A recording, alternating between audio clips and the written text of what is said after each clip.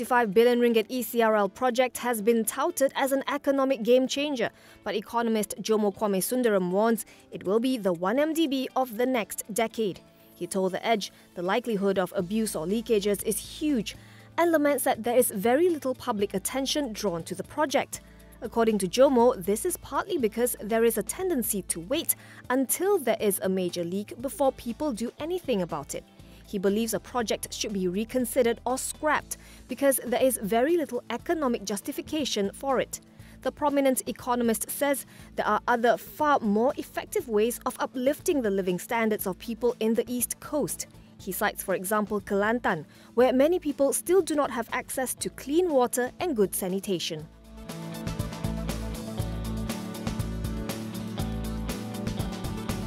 SP Setia's 50% owned Retro Highland will build a public housing project in Cheras for Kuala Lumpur City Hall. The jointly controlled entity, which is 50% owned by Tradewinds Corp, will build 3,971 residential units, 112 units of shops or stalls, and a market, among others. The project is expected to be completed by 2028. In exchange, Retro Highland will be awarded a 52.25-acre plot of leasehold land in the area valued at 1.19 billion ringgit. It will have an estimated GDV of about 11.03 billion ringgit, with a development period of 11 years.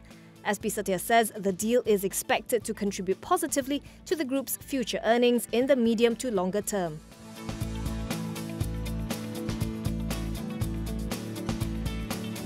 Tan Chong Motor Holdings is investing 500 million ringgit to build an automotive hub in Bagan Datuk, Perak.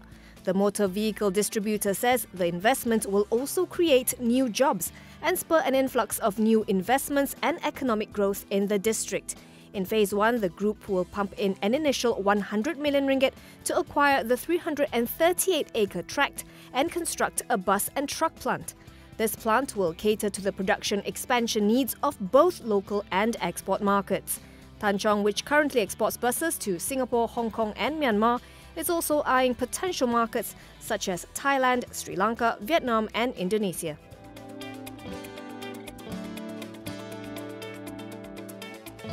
Luxchem Corp is targeting a 10% year-on-year revenue increase for the current financial year ending December 31st, 2018.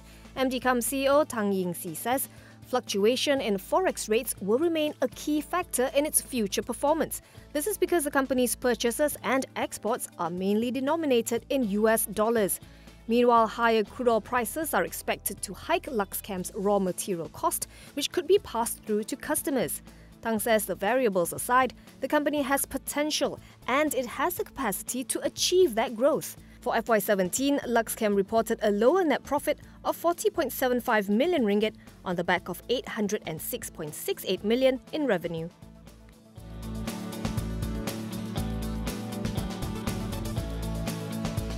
The FBM KLCI closed 13.64 points or 0.7% lower as investors hunkered down. Hong Leong Investment Bank Head of Retail Research Louis Lau says that everyone was focusing on the outcome of GE14.